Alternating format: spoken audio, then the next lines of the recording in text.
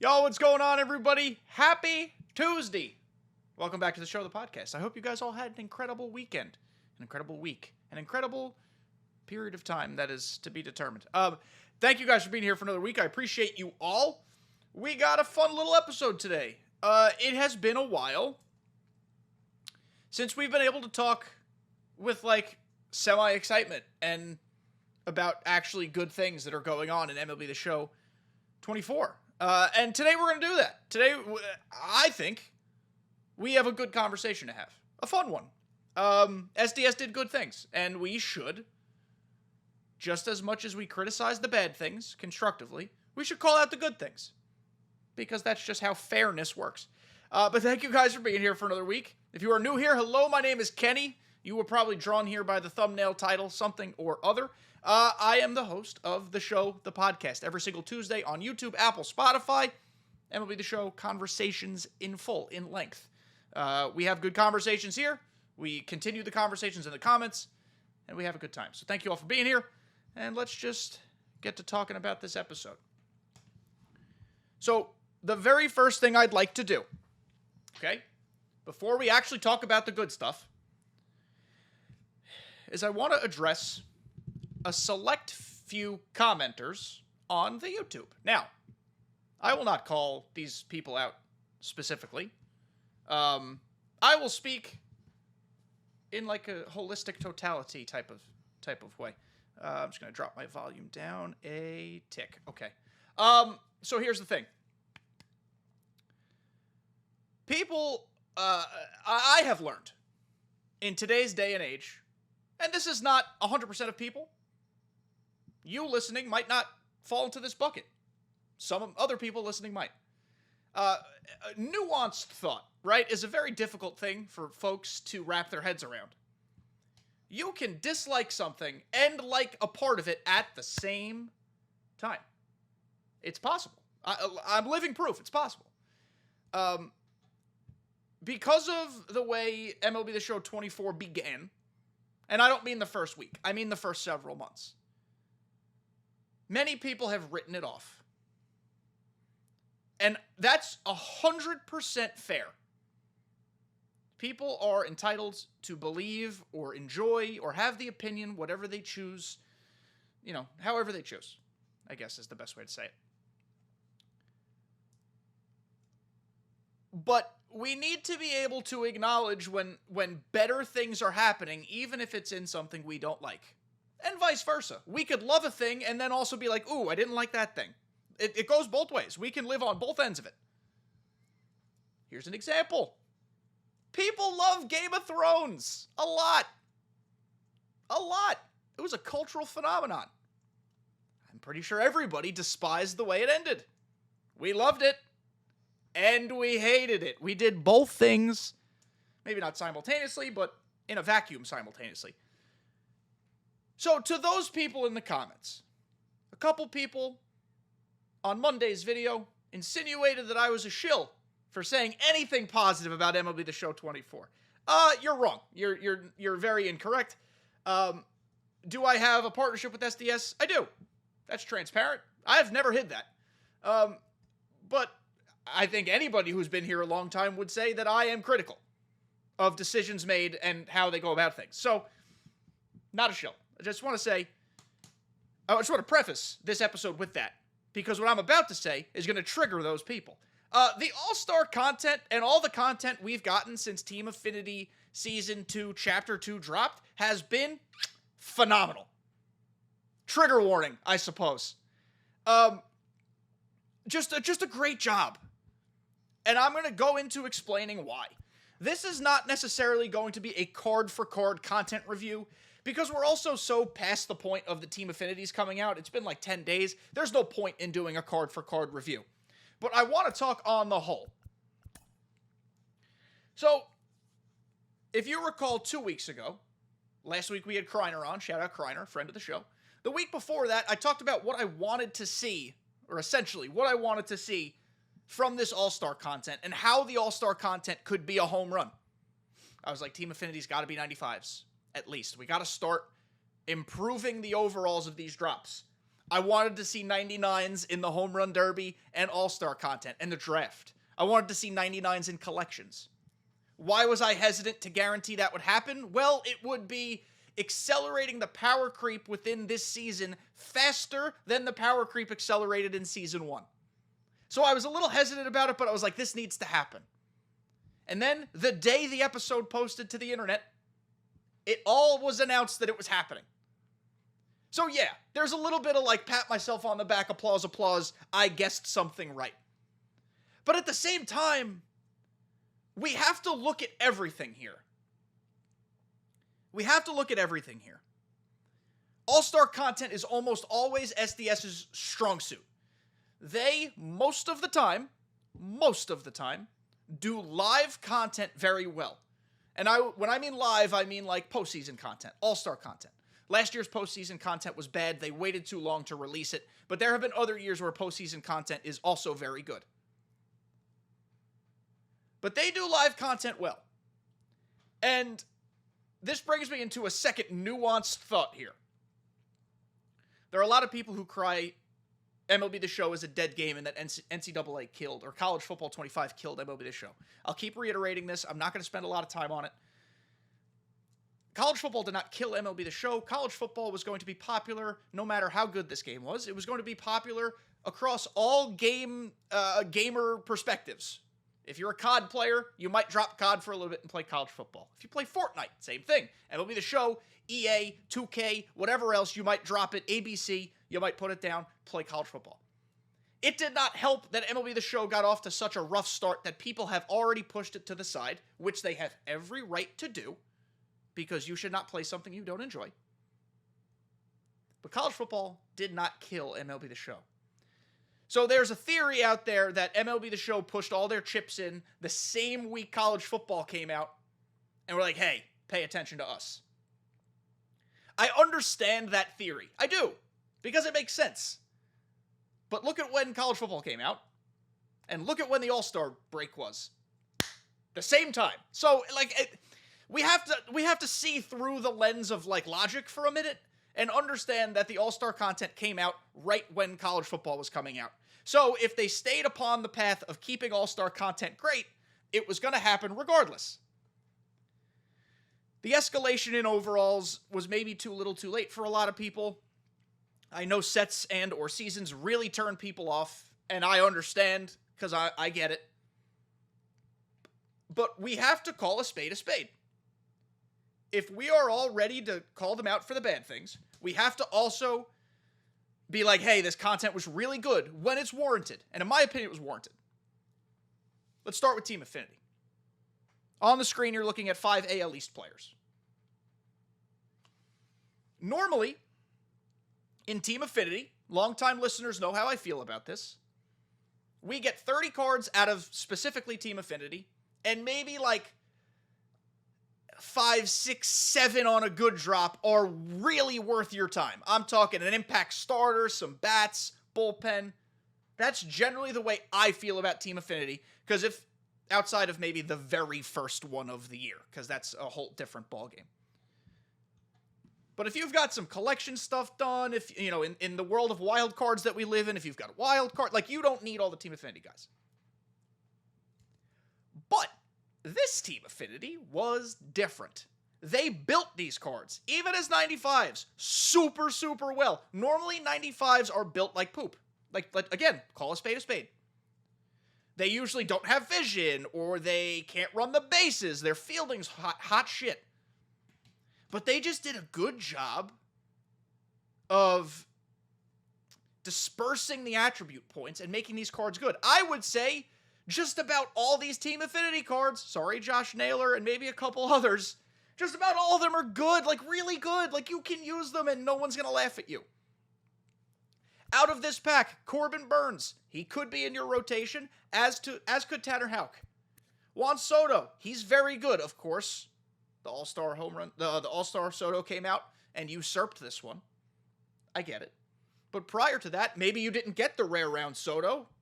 This one's good. Isaac Paredes. This card's actually surprisingly not bad. Vladdy Jr., we all know he's got a great swing. This one's got more contact than power. It's going to help him even more as a good card. It is rare that SDS hits a team affinity like they hit this one. And that's just being honest. That's not being a shill. It's being straight up honest. I can already see the comments. There's going to be some people like, shut up, you're a shill. Dead game. And then there's literally going to be people who like, don't come at me with your facts. Saying jokes, of course. But this is, guys, if you know me long enough, you know all I do is speak my genuine opinions. And I don't sugarcoat anything. I don't. That's just how I am in real life, too. For better or worse. Sometimes I make people angry. But regardless. Team Affinity, check. Great job. Again, we're not going to go through every single division. There's no point. You know the cards at this point. They've been out for 10 days or so. The next thing I want to talk about is, I guess we'll go into the collection to talk about the other All-Star Week content. Let's go to the draft. The draft, once again, I hesitate to say great. This part was maybe one of the few disappointments that I had in the week. But again, in totality, still not horrible. Number 1 overall pick, Travis Banana Hammock. He's a 99. Fun card. Good swing, great stats. Built really well, honestly. Plays just about everywhere. Can't play him at first or catcher, but he plays everywhere else. The only thing I did not like about draft content is that there was only 199. Last year there were, what, 4? Maybe 5? Someone fact check me on that. It was a few. It was more than 1. We went straight from 99 Travis Banana Hammock to Chase Burns, I believe was the number 2 pick. And he was a 98. He was. And, I mean, just because of his own personal pitch mix, an unusable 98 at that. He's not even good. 4-seam slider, curveball, circle change for most people is just not going to cut it. And then, you know, the 3rd pick was a 98. This Charlie Condon is actually pretty good still, but a 98. It's just, the overall doesn't matter a ton. People will be like, overalls don't matter. Why do you just need 99s? Stop. You guys know what I'm talking about. People with nuanced, reasonable thought know what I'm talking about. It's just, that was the only, like, minor disappointment I had.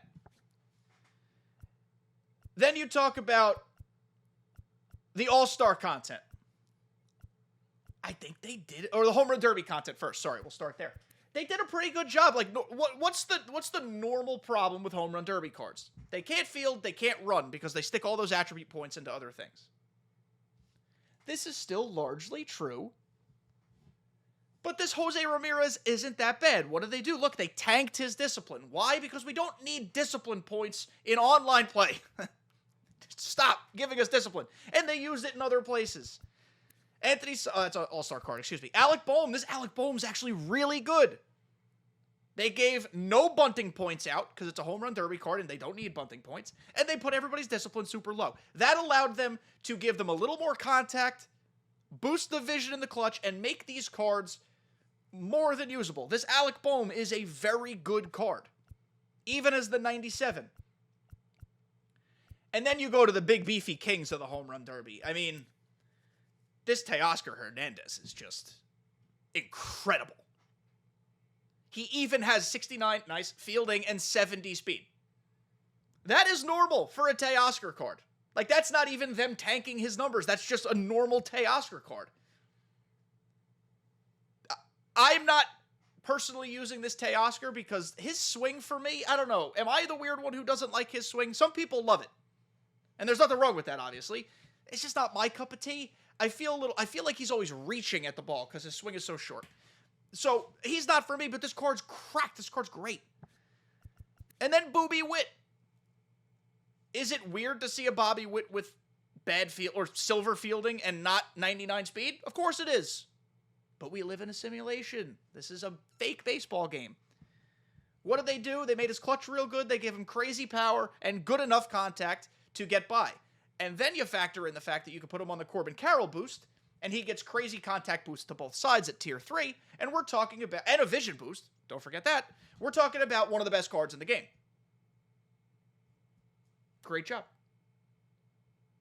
Why was it important that these were beefy cards?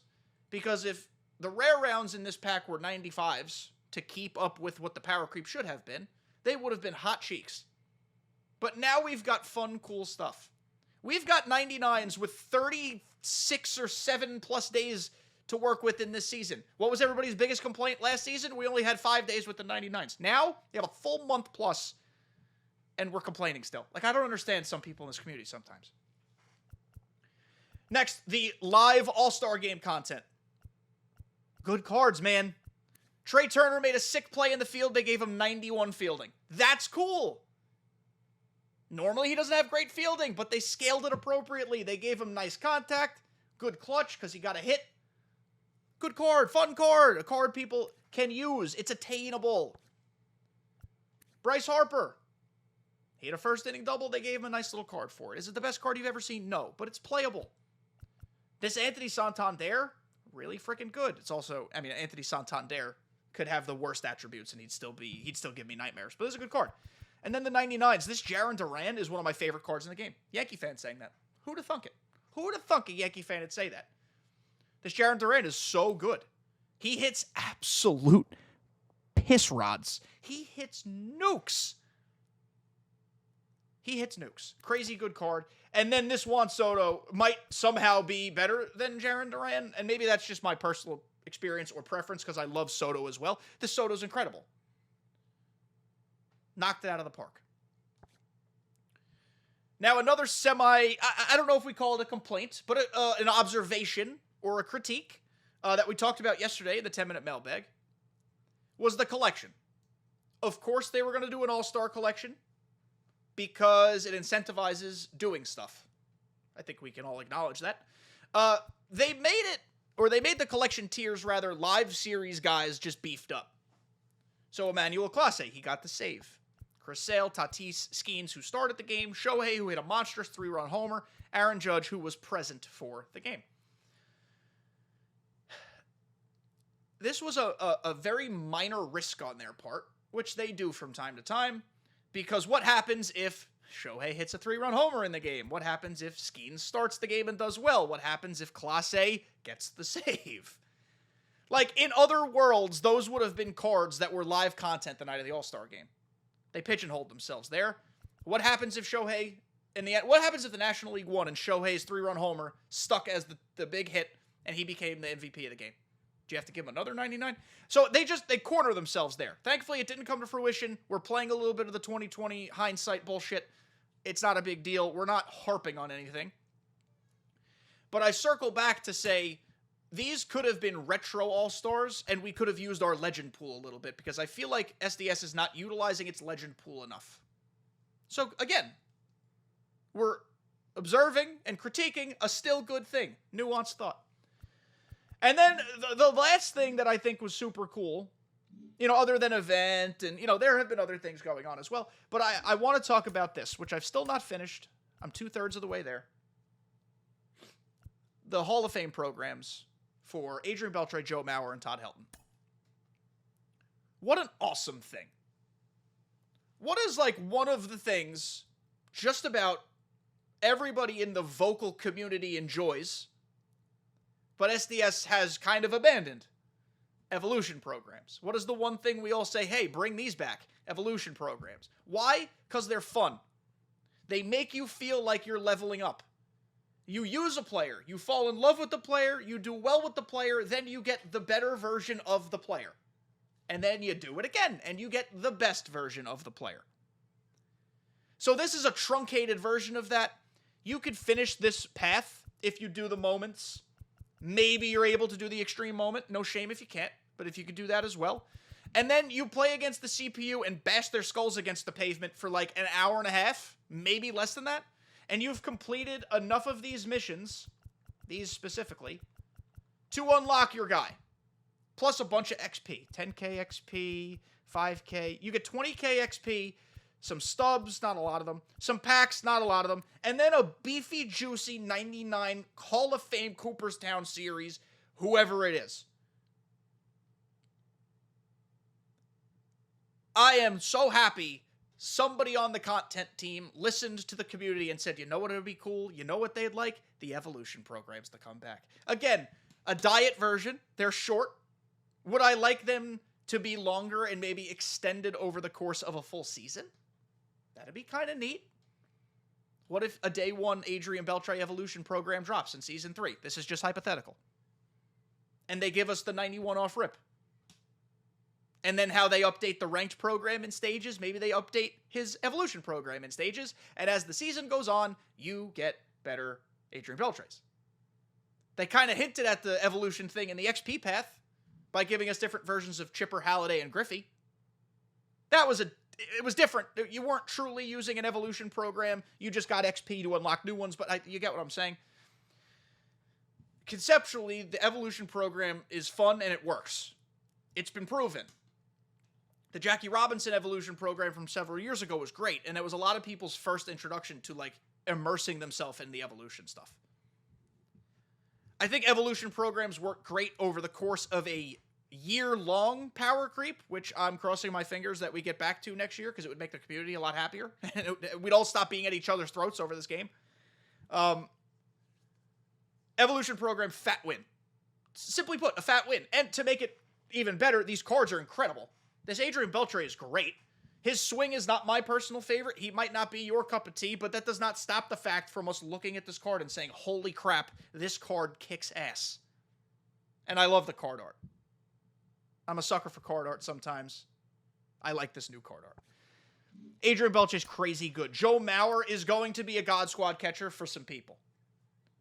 I'm using him now just because he's new and fun. I had been wildcarding Jorge Posada, and I still think he or wildcarding Adley is probably the move at catcher. Or Carlos Santana if you're running the stupid boost, I guess. But this Joe Mauer card is Joe Mauer. 95 fielding, 64 speed, blessed be, a quick little catcher. Max contacts, max clutch, so when there's runners in scoring position, his contact don't change. 106 vision, that's fine. That'll get even higher as you parallel him. And he gets to 100 power right, 91 power left. This is Joe Mauer we're talking about, not a known power hitter, really. Crazy good card. And then lastly, Todd Helton, who's like the stepsister everybody forgets about.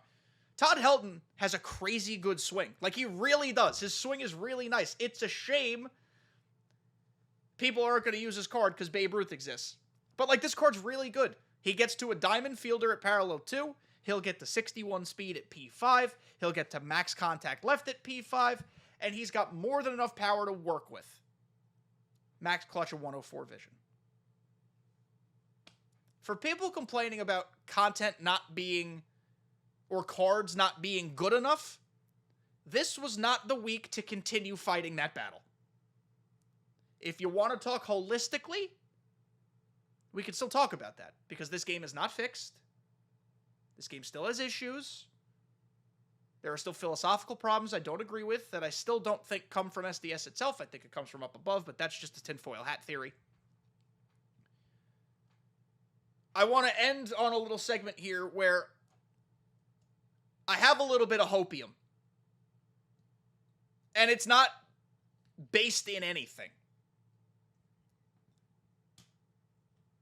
I am hoping that this content bodes well for the next several months. They've listened to the community a little bit. They've given us more XP. We've gotten through the XP reward path faster. They've lessened the collection requirements and given us more cards to finish collections faster. They're giving us more time with the 99s, a lot more time with the 99s. That's a big deal. For 2 weeks now, they've made programs and content drops worth a damn, which we haven't been able to say all year. And I don't know if there's any way to save the public opinion of this game. College football has taken a lot of eyes from it. That was going to happen anyway. It's generally around July, August, where a lot of people do start fading away anyway, because new games are coming out. Or they're just bored of playing the same thing, and that's fine. That's not a critique. Play whatever makes you happy. I don't care what you play, as long as you are enjoying your hobby or free time. Ultimately, if you are not a creator, and you just play games for fun, which is what they were intended to be created for anyway, you should be having fun playing them. But my hopium is that this begins to at least change something. Again, I don't know if they can save this game in terms of the public opinion, But for the people who are still playing it, this gives us hopium. They can't fabricate All-Star content because it only happens once a year. So, the next content drop isn't going to have 87 new cards with 12.99s or whatever. Like, that's not possible, and that's not my anticipation. But I'm hoping it means there will be programs. Packs and programs. They gave us some packs in programs, and they gave us discounted prices for the live packs, like the draft and the home run derby, the All-Star game. They made things borderline accessible. Accessibility is all I ask for. It's what a lot of us only ask for. We just want the opportunities to play and earn the cards that we want to use. As I said, the game still has fundamental problems. The stub wall is still a problem. Or the stub wall in that it's hard to earn stubs. By simply playing the game, you can earn stubs by flipping. Some people don't want to flip. I don't need to have that conversation with you guys again. There are not enough playable ways to earn stubs. The pack push, the credit card swipes that they're trying to get people to do, I don't agree with. Nobody really does. That's not fixed by this, obviously. But within a vacuum, if we're going to call spades spades and we're going to take shots at them and call them out on bad things, I think it is a positive experience to talk about a thing they did well. And this All-Star Week content was the best content drop of the year. It just was. That's not shilly. That's just a fact. Well, I shouldn't say it's just a fact. I guess everybody can have their own opinion. But for me, it's a stone cold fact. There's no hesitance. This was the best content drop of the year for me. And for a lot of, at the very least, it's been the best content drop in months or weeks or a long time. You could disagree with SDS's direction or Sony's direction all you want. That's your prerogative. I think if people get enjoyment out of playing the game and liking the content, we shouldn't attack them for that because that's just stupid and dumb. Overall, great content drop. Overall, I think they listened mostly to the folks. I think they made generally good decisions or great decisions. And I am interested to see what Season 3 looks like when it gets there. Are they going to abandon the power creep and just give us 99s? Are they going to continue to accelerate it? I don't know. I have no idea. We'll find out more as things happen. We do know there's a new card series coming in Season 3. That's piqued my interest. I'm curious what that could mean. Who knows?